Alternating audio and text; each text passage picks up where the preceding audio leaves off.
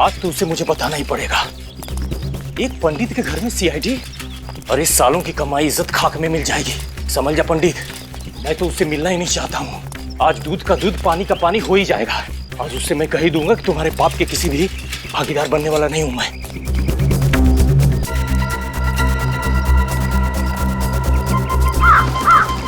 अभी तो यही था सर, अचानक गायब हो गया। कहीं नजर नहीं आ रहा है। देखो कहीं कहीं आसपास छुपा होगा। सर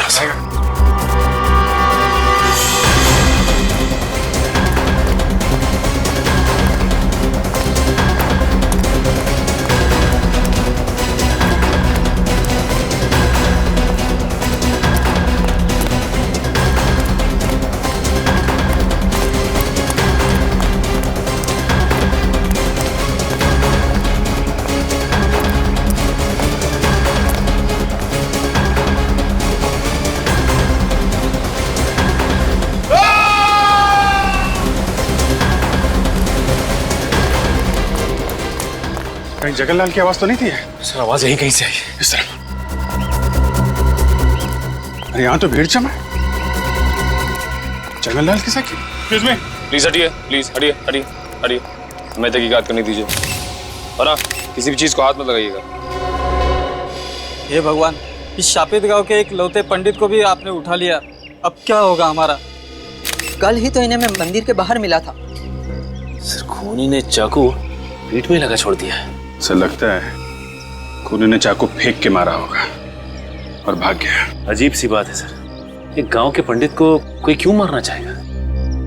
अजीब बात तो इस गांव की हर एक चीज है, एक के बाद एक खून होते जा रहे हैं। पर खूनी इतनी जल्दी जगनलाल को मार के कहां भाग गया? लेकिन आसपास चेक करो जरा। हटिए हटिए। सर कहीं ऐसा तो नहीं कि जगनलाल जिस आदमी से फोन पे आखिरी बार बात कर रहा था उसी ने इसे बुलाया यहाँ पे और मार दिया? जगनलाल को उसके इरादे पे शक नहीं हुआ होगा कि वो उसका खून करने वाला है। हाँ सर, इसने सीआईडी के आने की खबर दी होगी और उस आदमी ने इसका हमेशा के लिए मुंह बंद कर दिया।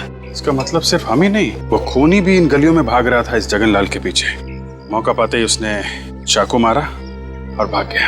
हाँ सर, ये जो कोई भी है काफी चालाक आदमी है। सर हाँ सर, आसपास कुछ भी नहीं मिला। अच्छा, इसका थैला चेक कर लेना।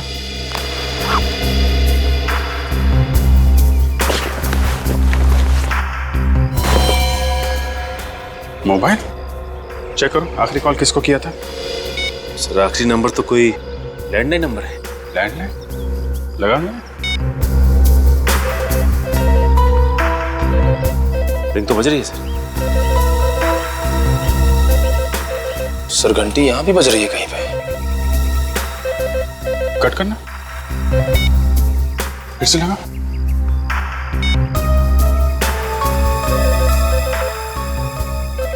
घंटी की आवाज तो यहीं से आ रही है। इसका मतलब ये नंबर यहीं आसपास का है। चलो देखते हैं। निकल, बॉडी को फॉरेंसिक लैब भिजवा दो। सर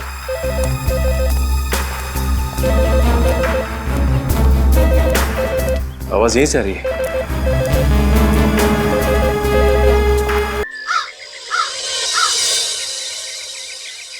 सजावट में सबसे अच्छे फूल लगाना। पूरी हवेली महकनी चाहिए, किसी भी चीज की कोई कमी नहीं होनी चाहिए। आखिर हमारी बेटी की शादी है। सरपंच जी आप चिंता ना करें।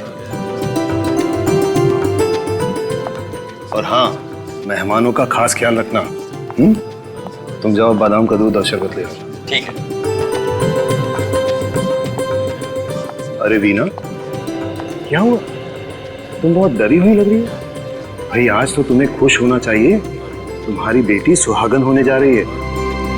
अपनी बेटी की ब्याह के लिए जितने सपने संजोए थे सब के सब आज सच होने जा रहे हैं। तो फिर मेरी चिंता का कारण आप अच्छी तरह से जानते हैं। मुझे भी इस बात की चिंता है, लेकिन तुम डरो मत। मैंने सबको चौकन्ना कर रखा है। 2 पहलवानों को बंदूकों के साथ सोनिका के कमरे के बाहर तैनात कर दिया है। इस विवाह में कोई अड़चन नहीं आएगी, मुझ पर भरोसा रखो। भगवान करे सब ठीक ठाक हो जाए और मेरी बेटी सोनिका के जीवन में कभी भी कोई अड़चन ना आए। आप क्या सोच रहे हैं? मीना, मैं सोच रहा था हमें सीआईडी की मदद ले लेनी चाहिए। एक बार तो उन्हें इत्तला कर देना चाहिए। हाँ, ये बिल्कुल ठीक कह रहे हैं आप। मैं अभी सीआईडी की ऑफिस जाता हूँ। लेकिन यहाँ पर सारी तैयारी चिंता मत करो, यहाँ पर किसी को कुछ पता नहीं चलेगा। सब तैयारियां ठीक ठाक चल रही हैं। सुरक्षा का बंदोबस्त कड़ा है। तुम बस अपने आंख और कान खुले रखना और बाहर देखते रहना। जी ठीक है, मैं ध्यान रखूंगी, लेकिन आप मुहूर्त से पहले आ जाना, वरना। चिंता मत करो, मैं जल्द ही वापस आ जाऊँ। सब ठीक हो जाएगा।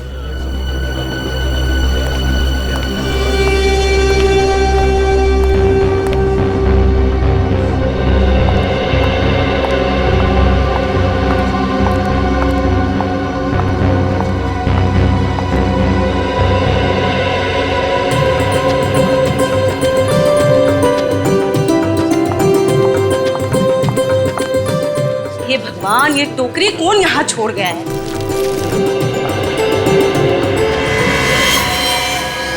क्या है?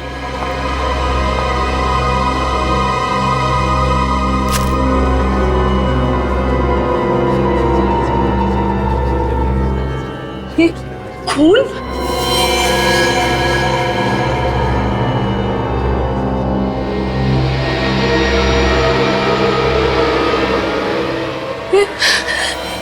इतना सारा खून यहाँ कैसे आया? यहाँ पर तो कोई है भी नहीं। फंस क्यों रहा है? खींच क्यों नहीं रहा है?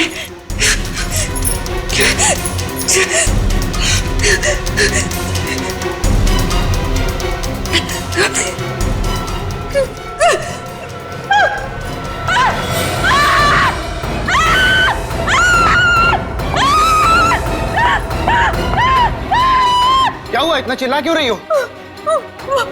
वो इस कमरे में। कमरे में? अंदर। क्या है कमरे में? अरे क्या हुआ? क्या हुआ? इतना शोर क्यों मचा रखा है? ये कह रही है कमरे में कुछ है। कमरे में कुछ है? क्या है कमरे में? आप लोग खुद ही चलकर देख लीजिए। अरे ऐसा क्या है कमरे में?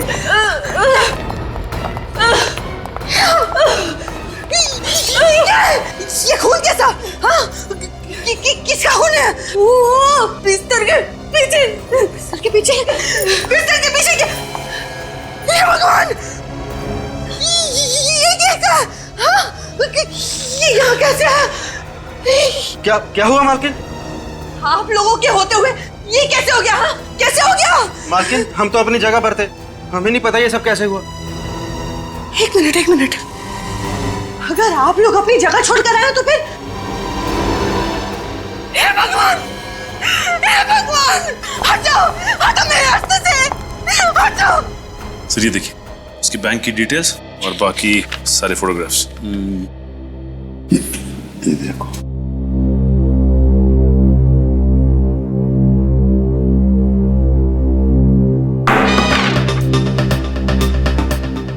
ये पेपर पढ़ने की जगह है। सॉरी। सॉरी क्या?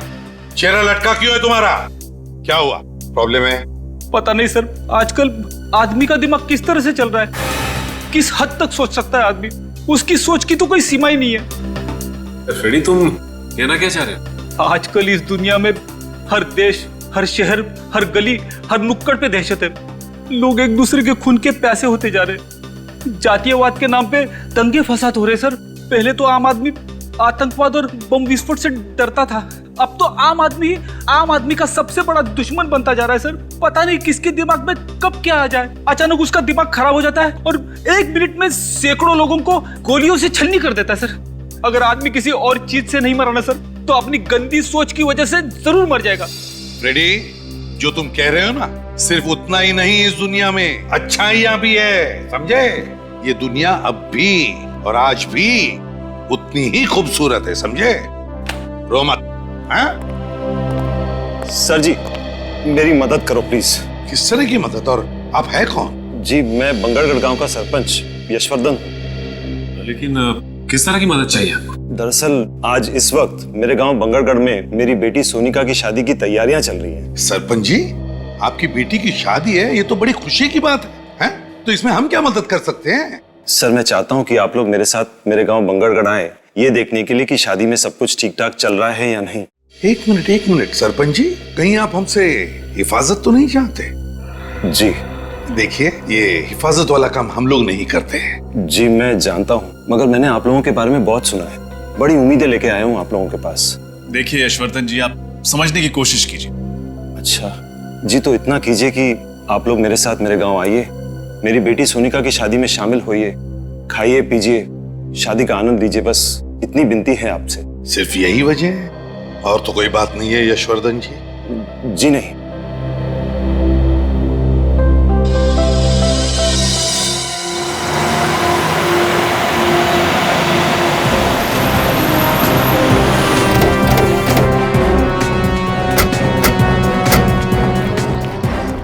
आइए, अंदर आइए। चलिए।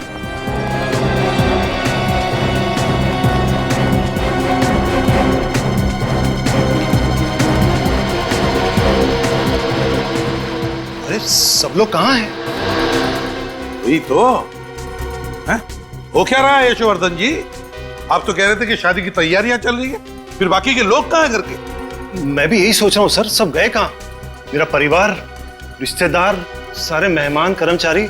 जब मैं यहाँ से निकला था तो पूरे घर में चहल पहल थी। हे भगवान, मेरी बच्ची। ये आवाज? ये तो किसी की रोने की आवाज है। लगता है घर के पीछे से आ रही है, चलो देखते हैं। हाँ, ये आवाज घर के पीछे से ही आ रही है। हे भगवान, मेरी गैरहाजिरी में कहीं कोई अनर्थ तो नहीं हो गया? यहाँ से आइए। हे भगवान, यहाँ पर सोनिका! अरे हे भगवान! सोनिका, सोनिका, सोनिका, ये क्या हो गया? आपने आने में बहुत देर कर दी। हमारी बच्ची सोनिका में हमेशा के लिए छोड़कर चले गए। आप जरा प्लीज पीछे हटिए। सोनिका!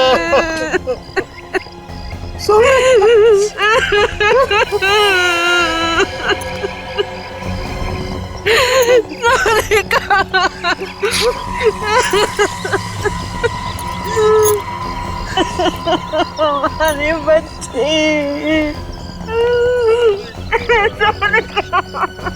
ऐसा लगता है किसी ने ऊपर से इसे धक्का दिया है। वही तो, सिर के पीछे वार करने के बाद फिर ऊपर से नीचे क्यों फेंका?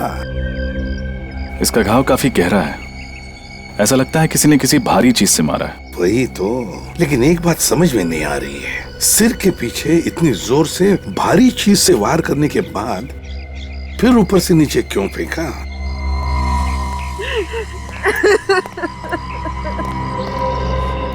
जी देखिए, मैं समझ सकता हूँ कि ये सही वक्त नहीं है आप लोगों के साथ कुछ बात करने का या सवाल पूछने का, मगर अगर हमें खोजी को पकड़ना है तो आपको थोड़ी सी हिम्मत रखनी पड़ेगी, हमारे सवालों का जवाब देना पड़ेगा।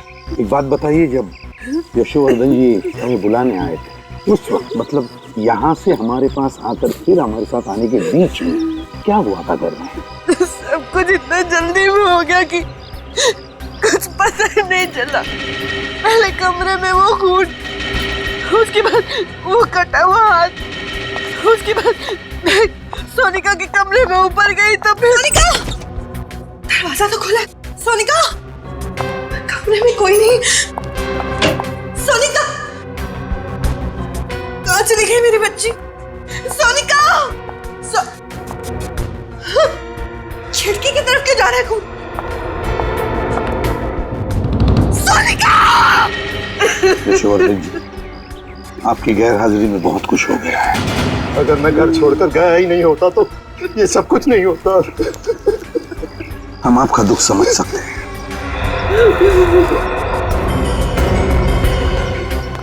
तुम लोगों को अपनी जगह छोड़नी नहीं चाहिए थी। गलती होगी साहब, उस वक्त नीचे से चीखने की आवाज आ रही थी। साहब उस समय समझ में नहीं आ रहा था कि हम क्या करें। हमें ऐसा लगा कि नीचे हमारी ज्यादा जरूरत है, इसलिए हम नीचे चले गए साहब।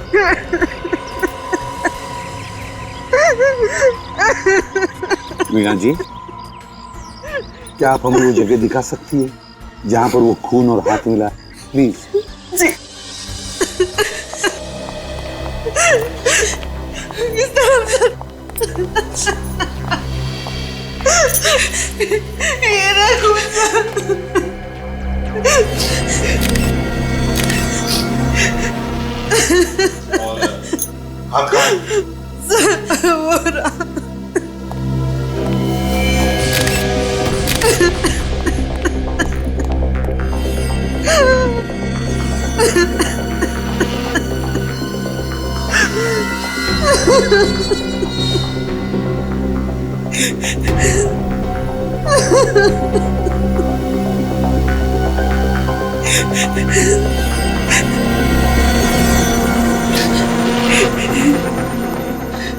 वीणा जी, यशोवर्धन जी, ये हाथ और ये खून दोनों भी नकली है। ये सब कुछ नकली है? जी हाँ, नकली है। सर लेकिन ये नकली हाथ और नकली खून यहाँ पे क्यों डालेगा कोई? सचिन, ये जो खूनी है ना, इसने जानबूझकर ये नकली हाथ और ये नकली खून इस कमरे में डाल दिया, ये सोचकर कि इसे देखते ही इस शादी से भरे घर में भगदड़ मच जाएगी, हंगामा हो जाएगा और सारे लोग यहाँ पर इकट्ठे हो जाएंगे, यहाँ तक के पहलवान भी। और बस इसी वक्त का फायदा उठाकर वो सोनिका का खून करेगा। सर ये जो कोई भी है बहुत ही चालाक मालूम पड़ता है।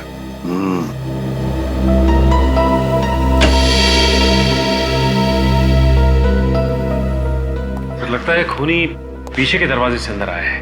हाँ सच। अच्छा ये बताइए कि जब आप कमरे के अंदर आई तो क्या दरवाजा खुला हुआ था? हाँ साहब, खुला हुआ ही था।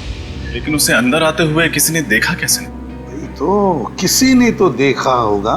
मैंने तुम लोगों को कितनी बार कहा था कि घर के सारे खिड़की दरवाजे हमेशा बंद रखो। यशोवर्धन जी प्लीज, आप जरा शांत हो जाइए और चलिए हमें सोनिका का कमरा दिखाइए। ये रहा कमरा। माय गॉड,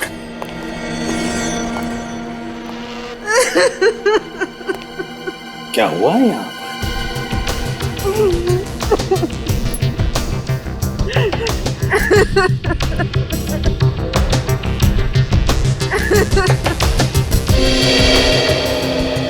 ये क्या है?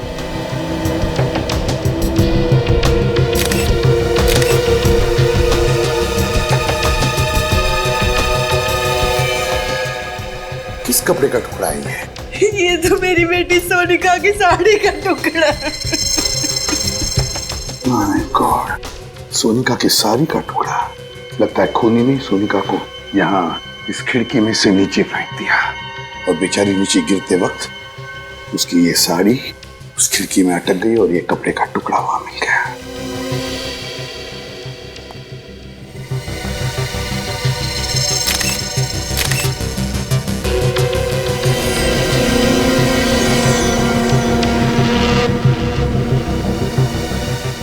सर ये खून लगा हुआ आवाज उधर कबोर्ड के नीचे। खून लगा हुआ वाज। मीना जी, क्या ये वाज आपके घर का है? नहीं सर, ये हमारे घर का नहीं। नहीं जी नहीं। तो इसका मतलब है खूनी ये वाज बाहर से लेकर आया और फिर इसी वाज से सोनिका के सिर पर पीछे से वार कर दिया। हे भगवान, हम गांव वालों से क्या गलती हो गई? कैसा श्राप दे दिया तूने? हमारी बेटी को भी खा गया ये श्राप। एक मिनट यशोवर्धन जी, क्या कहा आपने? श्राप? कैसा श्राप? किस श्राप की बात कर रहे हैं आप यशोवर्धन जी? होता क्या है इस श्राप से, जरा बताइए। इस श्राप की वजह से जिस दिन हमारे गांव में किसी भी लड़की की शादी होती है, उसी दिन उस लड़की की मौत हो जाती है। ऐसा होता है इस श्राप से? कब से सिलसिला चल रहा है इस श्राप का? ये कई सालों से। इस श्राप की वजह से हमारे गांव में किसी भी लड़की को शादीशुदा जिंदगी का सुख नसीब नहीं होता। हमारे गांव में हर पिता, हर भाई डर डर के जीता है। आप लोग सच में श्राप जैसी चीजों पर यकीन करते हैं? जी। ये बिल्कुल सही कह रहे हैं। हमारे गांव में इस तरह की वारदातें कई सालों से हो रही है। हाँ साहब, सरपंच जी बिल्कुल सही कह रहे हैं। हमने कई बार देखा है दुल्हनों को अपनी नजरों के सामने दम तोड़ते हुए। ये आप लोग किस तरह की बातें कर रहे हैं? आज के जमाने में इस तरह की बात कोई मानता है क्या? देखिए, आप लोगों की सोच आपकी जगह सही है और हमारी सोच हमारी जगह सही है। किसी भी सोच को सही या गलत करार नहीं दिया जा सकता। अच्छा चलो, मान लिया, लेकिन ये जो भी श्राप वाप है, इसकी वजह क्या है? क्या है वजह इसके पीछे? ये एक रहस्य है जिसके बारे में किसी भी गांव वाले को कुछ पता नहीं। कोई भी नहीं जानता और फिर भी आप लोग विश्वास कर रहे हैं इस पर? यशोवर्धन जी, आपसे एक आखिरी सवाल पूछता हूं मैं। अगर आपका इतना विश्वास है इस श्राप पर, तो फिर आपने अपनी बेटी की शादी इसी गांव में क्यों की? कहीं और जगह जाकर करवा देते? बताइए। हम कभी नहीं करना चाहते थे, लेकिन सोनिका की जिद थी कि अगर उसकी डोली उठेगी तो इसी गांव से। इसी घर से उठेगी। उसकी जिद के आगे हमें झुकना पड़ा और हमने शादी की तैयारियां भी शुरू कर दी। हमने उसे बचाने की हर कोशिश की, लेकिन ये श्राप हमारी बच्ची को निकल गया। नहीं वीणा जी, देखिए ये श्राप वाप कुछ नहीं होता, सब झूठ है ये। मेरी बात पर यकीन कीजिए, इसके पीछे कोई और है, कोई ऐसा शख्स जो सालों से आप में दहशत फैला रहा है इस श्राप के आड़, समझा? और हमें यही पता लगाना है कि है कौन ये, और हम पता लगा कर रहेंगे ही।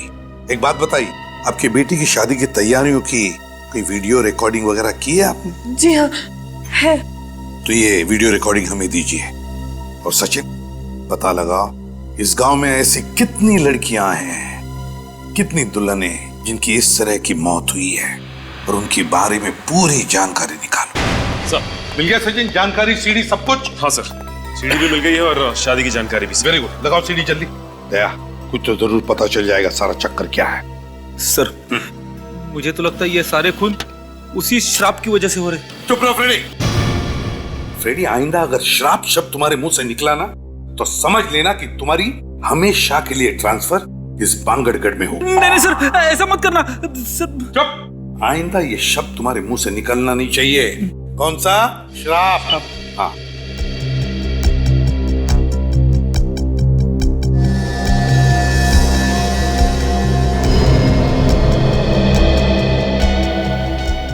ये देखो, ये नौकरानी बाहर आ गई। गड़बड़ हो गई है, घर के सारे लोग इकट्ठा हो गए। नौकरानी कुछ कह रही है। ये सारे के सारे इस कमरे के अंदर गए। इसी कमरे में वो नकली हाथ और नकली खून मिला था। कोई दोनों पहलवान भी आ गए, चौकीदार ये भी अंदर गए। इसका मतलब है घर के सारे लोग इस कमरे के अंदर हैं। ये कौन है? ये लाल साड़ी वाली औरत? अरे तो ऊपर जा रही है। सर यहाँ पे भगदड़ मच गई, बाकी के सारे लोग इस कमरे में गए, ये ऊपर की तरफ जा रही है। ऊपर तो सोनिका का कमरा है सर। हाँ, ऊपर तो सोनिका का कमरा है। देखा फ्रेडी, ये कोई श्राप वाप का चक्कर नहीं, ये इस लाल साड़ी वाली औरत का चक्कर है। दया, कहीं ऐसा तो नहीं कि सोनिका का खून इस लाल साड़ी वाली ने ही किया है? सर रिवाइंड करना सर। बस प्ले करो सर। जरा इस औरत की चाल को जरा गौर से देखना, कुछ तो गड़बड़ है सर। हाँ दया, चाल तो मर्दाना लगती है। सर कहीं ऐसा तो नहीं कि कोई आदमी ये साड़ी पहन के अंदर जा रहा है? हो सकता है, और इसी आदमी ने सोनिका का खून किया है। सर अगर इसी आदमी ने उन बाकी दुल्हनों को मारा है तो हो सकता है उनकी शादी पर भी ये गया लड़की बन के। बिल्कुल सचिन, सारी जानकारी है ना इसमें? हाँ सर, लेकिन सर शादी की डेकोरेशन करने वाले तो सारे लोग अलग थे, यहाँ तक कि केटरर भी अलग, और तो और शादी में जो मेहमान आए थे वो भी अलग है। एक शादी में जो आया वो दूसरी में नहीं है। अच्छा, पांचों शादियों में सारे के सारे लोग अलग अलग थे, यहाँ तक के मेहमान भी। लेकिन ये क्या, इन पांचों शादियों में एक आदमी कॉमन है। कौन सर? पंडित जी। दया, जगनलाल पंडित। लेकिन सर सोनिका की मौत तो शादी की रस्में शुरू होने से पहले ही हो गई थी। उस वक्त पंडित जगनलाल तो पहुंचा भी नहीं होगा सर। अगर आने वाले तो थे पंडित जगनलाल, तो कहीं ऐसा तो नहीं कि सोनिका का खून इस पंडित जगनलाल ने ही किया, लाल साड़ी पहनकर? हो सकता है सर, या तो वो खुद खूनी है या फिर खूनी के साथ मिला हुआ है। इस पंडित जगनलाल को मिलना ही पड़ेगा।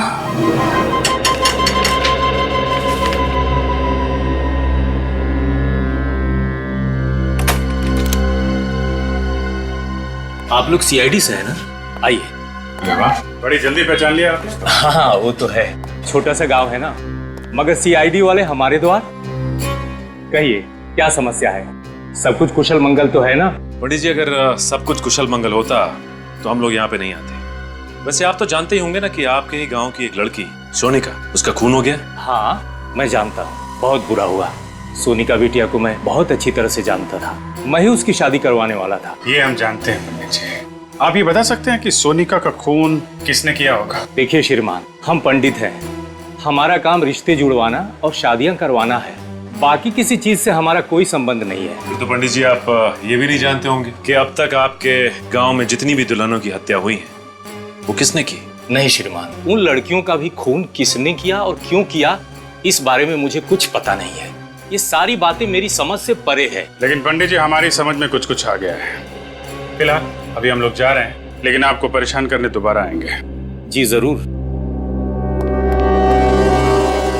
अब बर्दाश्त नहीं हो रहा है, बहुत हो गया, अब मुझे बात करनी पड़ेगी। हेलो, बात करिए उससे मेरी। हाँ हाँ उसी से। देखो सीआईडी वाले आए थे मेरे घर पर, पूछताछ कर रहे थे। देखो बर्दाश्त नहीं होता मुझसे। हाँ ठीक है, मैं मिलने आ रहा हूं तुमसे, पर आखिरी बार। इधर ही आ रहा है।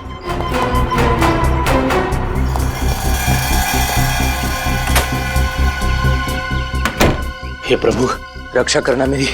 ये किस धर्म संकट में डाल दिया।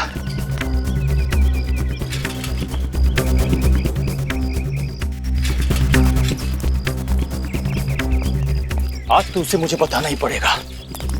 एक पंडित के घर में सीआईडी, और इस सालों की कमाई इज्जत खाक में मिल जाएगी। समझ जा पंडित, मैं तो उससे मिलना ही नहीं चाहता हूँ।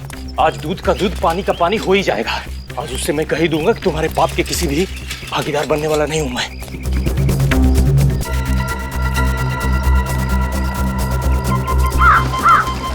अभी तो यही था सर, अचानक गायब हो गया। कहीं नजर नहीं आ रहा है। देखो यहीं कहीं आसपास छुपा होगा। सर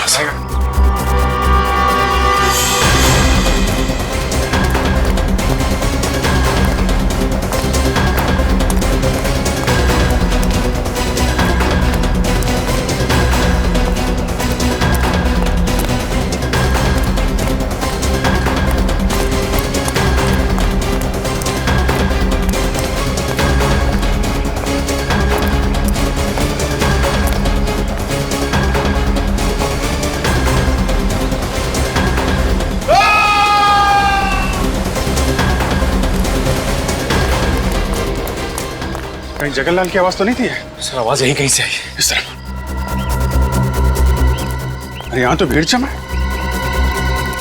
जगनलाल के साथ? एक्सक्यूज मी, प्लीज हटिए, प्लीज हटिए हटिए हटिए, हमें तहकीकात करने दीजिए। और हाँ, किसी भी चीज को हाथ मत लगाइएगा। हे भगवान, इस शापित गांव के एक लौते पंडित को भी आपने उठा लिया। अब क्या होगा हमारा? कल ही तो इन्हें मैं मंदिर के बाहर मिला था।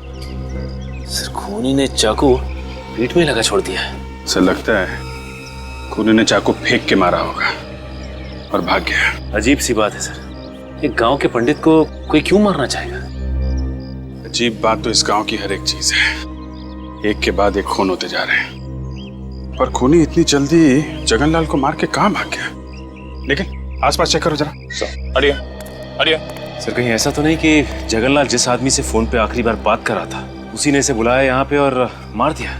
जगनलाल को उसके इरादे पे शक नहीं हुआ होगा कि वो उसका खून करने वाला है। हाँ सर, इसने सीआईडी के आने की खबर दी होगी और उस आदमी ने इसका हमेशा के लिए मुंह बंद कर दिया। इसका मतलब सिर्फ हम ही नहीं, वो खूनी भी इन गलियों में भाग रहा था इस जगनलाल के पीछे। मौका पाते ही उसने चाकू मारा और भाग गया। हाँ सर, ये जो कोई भी है काफी चालाक आदमी है। सर हाँ सर, आसपास कुछ भी नहीं मिला। अच्छा, इसका थैला चेक कर लेना।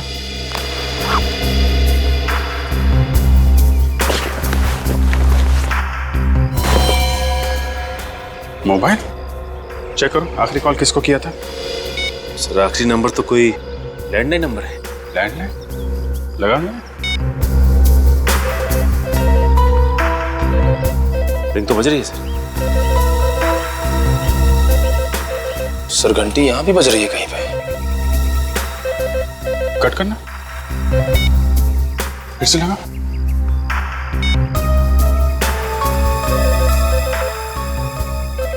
घंटी की आवाज तो यहीं से आ रही है। इसका मतलब ये नंबर यहीं आसपास का है। चलो देखते हैं। निकल, बॉडी को फॉरेंसिक लैब भिजवा दो। सर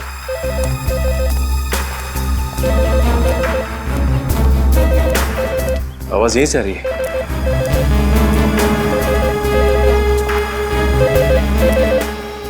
रिंग यहाँ बज रही है। तो इस पीसीओ पे पंडित जगनलाल ने फोन किया था, लेकिन किसके लिए? दुकान वाला जानता होगा सर। दुकान वाला कहीं नजर नहीं आ रहा। दुकान खुली छोड़कर कहाँ जा सकता है? सचिन, गांव में ऐसा ही होता है, लोग एक दूसरे पे भरोसा करते हैं। हाँ सर, लेकिन अब पता कैसे लगेगा कि जगनलाल ने किसके लिए फोन किया था यहाँ पे? जी साहब, पूछिए साहब। तुम इस दुकान के मालिक हो? हाँ साहब। ये दुकान छोड़ के कहाँ चले गए थे? साहब वो घर पे गया था साहब। घर पे गए थे। यहाँ बगल में पंडित जगनलाल का खून हो गया और तुम घर पे क्या कर रहे थे? क्या साहब, पंडित जी का खून हो गया साहब? कितनी देर हुई दुकान छोड़ के गए? साहब 5 मिनट पहले गया था साहब मैं। 5 मिनट पहले? हाँ साहब। अच्छा ये बताओ कि 8-10 मिनट पहले यहाँ पे किसी का फोन आया था क्या? हाँ साहब, थोड़ी देर पहले पंडित जी का फोन आया था मनीष बाबू के लिए साहब। मनीष बाबू? कौन है ये मनीष बाबू? साहब वो जो घर दिख रहा साहब, साहब वहीं पे रहता साहब वो। अच्छा मनीष, ये मनीष बाबू का फोन अक्सर यहाँ पे आता रहता है क्या? हाँ साहब, उन्होंने बोल के रखा साहब कि जब भी उनका फोन आया तो उनको बोल देना, तो बोल देता था साहब ने। कि उनके पास खुद का फोन या मोबाइल नहीं है क्या? नहीं साहब, जहाँ तक मैंने देखा है उनके पास खुद का मोबाइल फोन नहीं है साहब। जब भी फोन करना होता साहब वो मेरे पास ही आते साहब। अभी होंगे मनीष बाबू घर पे? हाँ साहब, ज्यादातर वो घर पे रहते साहब। क्या दिखाओ घर किधर? चलिए साहब। साहब यही है मनीष बाबू का घर साहब। यहाँ पे तो ताला लगा हुआ है। जगनलाल का खून करके फरार हो गया। ये आदमी हाथ कैसे लगेगा सर? एक काम करते हैं, घर की तलाशी लेते हैं। खोलो ताला।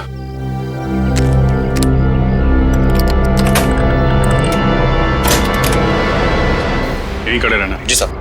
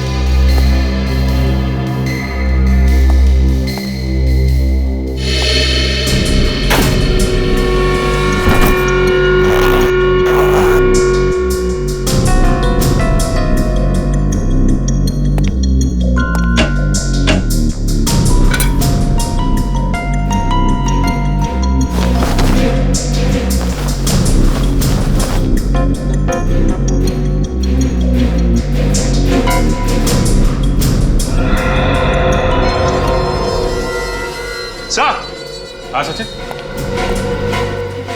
सो ये देखिए, ये साड़ी। ये साड़ी? ये तो वही साड़ी है ना जो सोनिका के कातिल ने पहनी थी।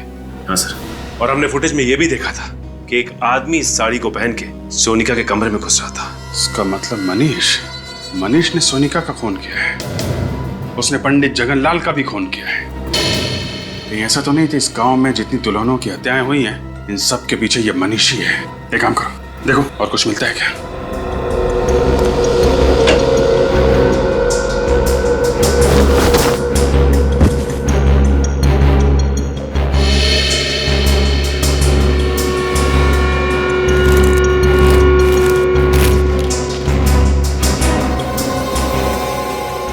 ये आदमी और ये औरत, ये फोटो, सर इस औरत को मैंने कहीं देखा है। देखा? कहाँ देखिए? याद करो सर। सोनिका के कमरे में जो फोटोग्राफ्स थे उसमें ये लड़की भी थी। सोनिका के घर पे? इसका मतलब सोनिका इस औरत को जानती होगी। और ये आदमी भी था फोटो में? सर ये आदमी तो नहीं था। फिर ये कौन है? जरा उस दुकान वाले को बुला। भाई साहब जरा अंदर आइए। जी साहब। अरे देखो, ये आदमी मनीष है। नहीं साहब, ये मनीष बाबू नहीं है साहब। क्या ये मनीष बाबू नहीं है? नहीं साहब, मनीष बाबू की तो दाढ़ी है, मूछें है और वो चश्मा भी पहनते साहब, और उनकी उम्र भी ज्यादा है साहब। ये मनीष बाबू हो ही नहीं सकते साहब। अच्छा, इस औरत को देखा कभी? नहीं साहब, इन्हें मैंने पहले कभी नहीं देखा साहब। सर हमें साड़ी तो मिल गई है, लेकिन इसका कहना है कि ये आदमी मनीष नहीं है। तो कहीं ऐसा तो नहीं कि जो आदमी सोनिका के कमरे में भेस बदल के गया था उसे मारने के लिए, वो आदमी ये फोटो वाला आदमी हो सकता है ये मनीष का कोई रिश्तेदार या फिर जान पहचान वाला हो।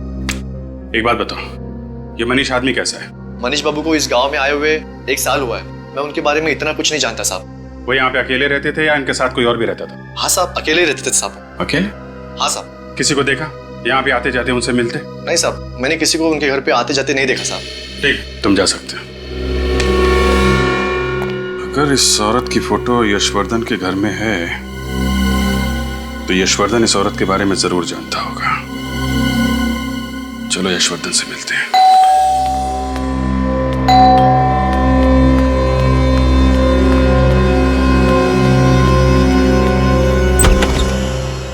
आप लोग आइए, कहिए क्या बात है। हर्षवर्धन जी, आपसे कुछ पूछना है। जी कहिए। कि इस औरत को पहचानते हैं? ये फोटो आपको कहां से मिली? ये बहुत लंबी कहानी है। जानते हैं आप इसे? जी, इसे कैसे भूल सकता हूं मैं। इसी की वजह से तो हमारे खानदान की इतनी बदनामी हुई। नाक कटवा दी थी इसने, हमारी बिरादरी में किसी को मुंह दिखाने लायक नहीं छोड़ा था। ऐसा क्या किया इन्होंने? और है कौन ये मेरी चचेरी बहन थी, शिवानी। चचेरी बहन? जी हाँ, अब जिंदा नहीं है। मार डाला मैंने इसे। आपने मार दिया इसे? जी हाँ।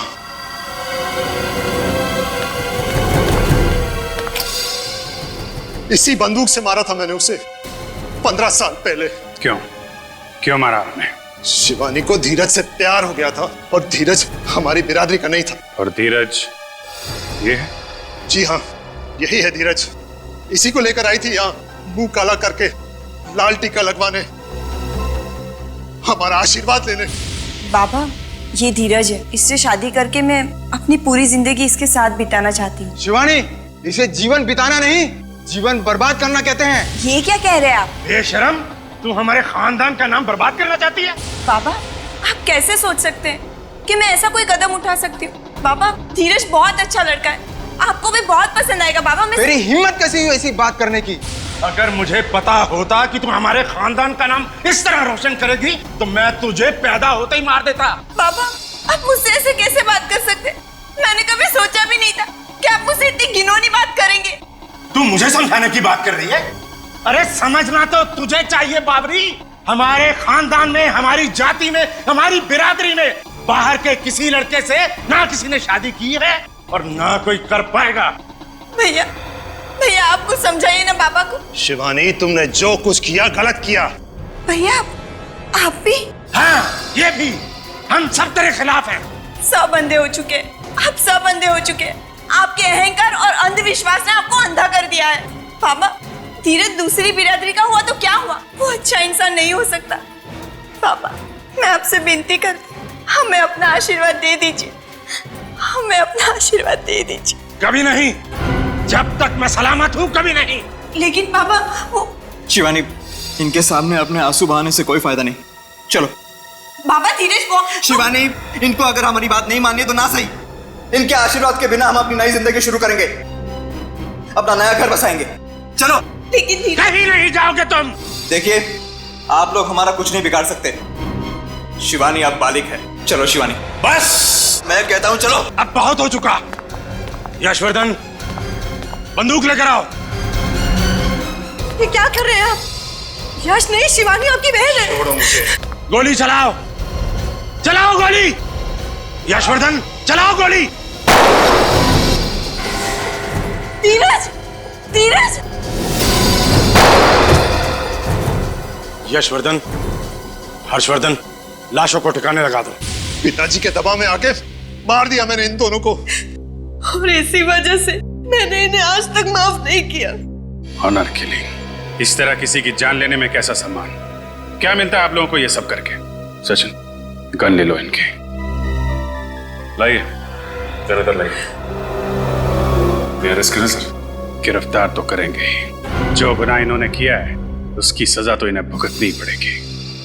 सचिन, इस धीरज की फोटो मनीष के घर में है, कुछ समझे? हाँ सर, इसका मतलब मनीष और धीरज एक दूसरे को अच्छी तरह से जानते थे, दोस्त थे एक दूसरे के। और धीरज की जान का बदला लेने के लिए मनीष ने इनकी बेटी सोनिया को मार दिया। जल्द से जल्द इस मनीष को ढूंढना होगा। क्या? ये धीरज मरा है और मनीष जिंदा है, और मरे हुए धीरज की फोटो मनीष के घर में हमें मिली। ये कैसे? कुछ ना कुछ तो चक्कर है, कुछ ना कुछ तो गड़बड़ है। कैसी गड़बड़ सर? क्या? फोटो में जो दिख रहा है ना, उसे नहीं देखते। जो फोटो में नहीं दिख रहा है उसे ढूंढने की कोशिश करते हैं, उसे ढूंढने की कोशिश करते हैं। क्या मतलब सर? मतलब अभी पता चल जाएगा रजत, अभी पता चल जाएगा। फ्रेडी, स्केच आर्टिस्ट को लेकर आओ, और सचिन, बांगड़गढ़ के पीसीओ वाले को लेकर आओ, उस पीसीओ वाले को जिसके पीसीओ पर मनीष को फोन आया करते थे।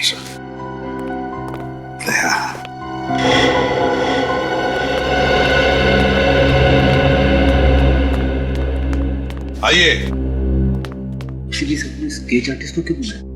अभी पता चल जाएगा। ये चेहरा देखो, हम चाहते कि ये चेहरा बनाया।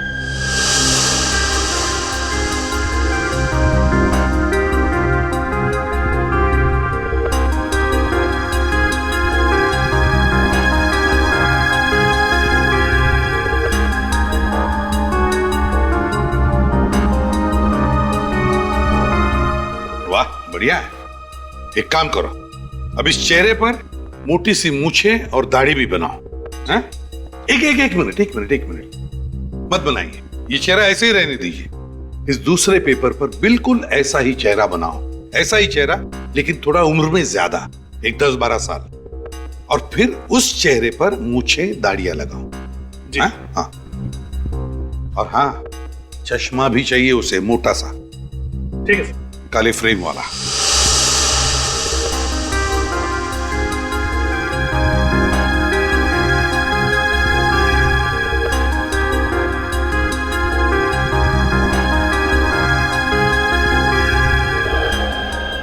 देखा दया, मेरा शक सही निकला। ये मनीष ही धीरज है? हाँ साहब, यही मनीष बाबू है साहब। एक सेकंड, ये आदमी तो उस दिन भीड़ में था जब हमने सोनिका की लाश देखी थी। इसका मतलब है आज का मनीष मरा हुआ धीरज है। मगर सर, धीरज को तो गोली लगी थी, फिर वो बच कैसे गए? इसका मतलब धीरज कभी मरा ही नहीं और मनीष बाबू बनकर सबकी आंखों में धूल झोंकता रहा। एग्जैक्टली। हमें किसी तरह से इस मनीष को पकड़ना होगा। मनीष उर्फ धीरज को ढूंढेंगे कैसे सर? ढूंढेंगे फ्रेडी, ढूंढेंगे। फिर से बांगड़गढ़ गांव में शादी होगी, दुल्हन सजेगी और ये बाराती भी आएगा।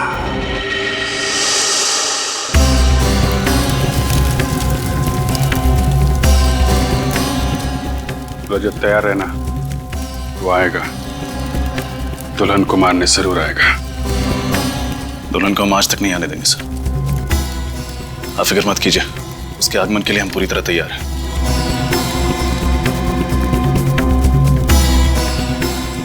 पंडित जी, याद है ना विघ्न आने पे कौन सा मंत्र पढ़ना है? जी साहब, मालूम है।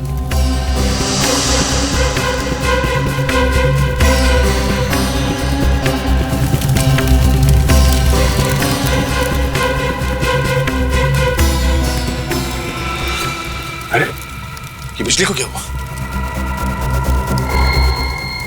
खूनी आ चुका है। रजत, तैयार रहना। ये बिजली नहीं, कुछ और ही है। सही कहा तुमने, हमारे गांव के दुल्हनों पर किसी तरह का श्राप लगा है। ये बिजली उस श्राप की वजह से ही गई है। हाँ, ये श्राप कहीं हमें भी ना ले डूबे। हाँ, यहाँ से भाग जाने में हमारी समझदारी है। हमें शादी में आना ही नहीं चाहिए था। चलो यहाँ से। हाँ चलो। एक्सक्यूज मी, एक मिनट। कहाँ जा रहे हैं आप लोग? कोई भी कहीं नहीं जाएगा, बाहर नहीं जाएगा कोई भी। आप लोग यहीं रुकिए प्लीज, कहीं मत जाइए। देखिए, हमें जाने दीजिए, हम लोग मरना नहीं चाहते हैं। कुछ नहीं होगा, हम लोग यहाँ पर है ना। आप लोग प्लीज कोई बाहर नहीं जाएगा, यहीं रुकिए। साहब, अभी तक वो नजर नहीं आया। तुम घबराओ मत, मैं देख के आता हूँ क्या हुआ है। रुकिए प्लीज।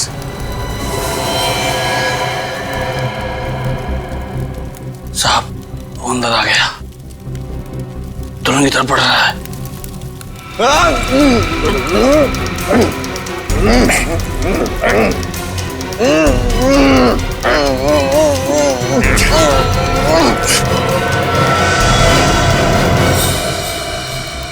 अरे, तुम दुल्हन नहीं हो?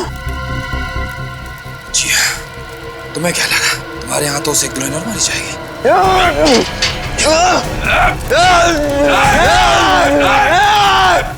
आगे मत आना, जला दूंगा। सबको जला दूंगा।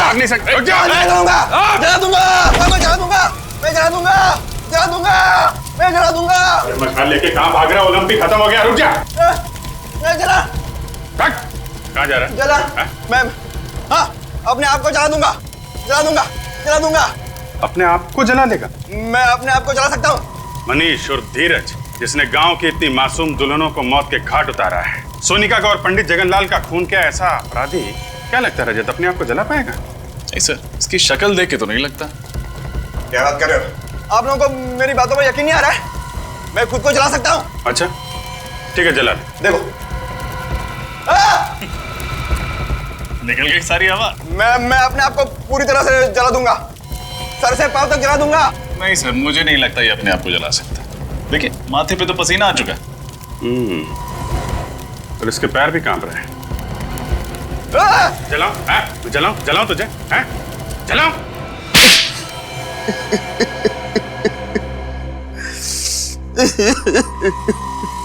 मनीष उर्फ धीरज, बताओ क्यों किया तुमने ये सब? इसका जवाब तो मैं पिछले 15 सालों से ढूंढ रहा हूँ।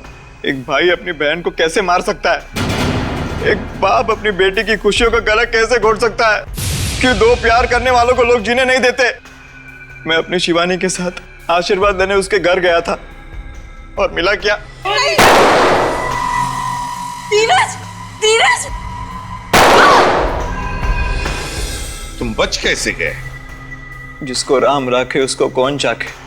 एक गांव वाले ने यशवर्धन और हर्षवर्धन को मुझे और शिवानी की लाश को ठिकाने लगाते हुए देख लिया था जंगल में। उसी ने मुझे बचाया। कई सालों तक मैं बेहोश था और जब होश में आया तो मुझे शिवानी की मौत की खबर मिली और मैं गुस्से से पागल हो गया और मैंने सोचा कि मैं बदला लूंगा। बदला लेने के लिए तुमने पांगड़गढ़ गांव की सारी दुल्हनों को मार दिया। हाँ, और इसी वजह से गांव वालों के मन में श्राप का डर और भी गहरा होता गया। हाँ, आप लोगों की वजह से मुझे बहुत परेशानी हुई, लेकिन मकसद तो पूरा करना ही था। इसलिए औरत के भेष में यशवर्धन के घर के बेडरूम के पीछे के दरवाजे से मैं अंदर गया। नकली हाथ और नकली खून रखा, मेहमानों में शामिल हो गया और जब तमाशा हुआ तो पहलवान नीचे आ गए और मैं सोनिका के रूम में दाखिल हो गया। अपने साथ लाए हुए फ्लावर वास से मैंने उसके सिर पर मारा और उसे खिड़की के बाहर फेंक दिया। और जगतलाल पंडित, उसको भी तो तुमने ही मारा। क्या बिगाड़ा था उसने तुम्हारा? वो आप लोगों को सब कुछ सच सच बताने वाला था, इसलिए उसे भी मारना पड़ा। तो कहीं ऐसा तो नहीं कि इस जगनलाल पंडित ने ही तुम्हें 15 साल पहले बचाया था? हाँ, उसी ने मुझे बचाया था। भगवान ने तुम्हें दूसरी जिंदगी दी, एक नया मौका दिया जीने का। और तुमने क्या किया? अपना बदला पूरा करने के लिए गांव की मासूम लड़कियों की जानें ली। उनकी शादी के दिन अब तो भगवान भी तुम्हें माफ नहीं करेगा। तुम्हें तो फांसी होकर ही रहेगी।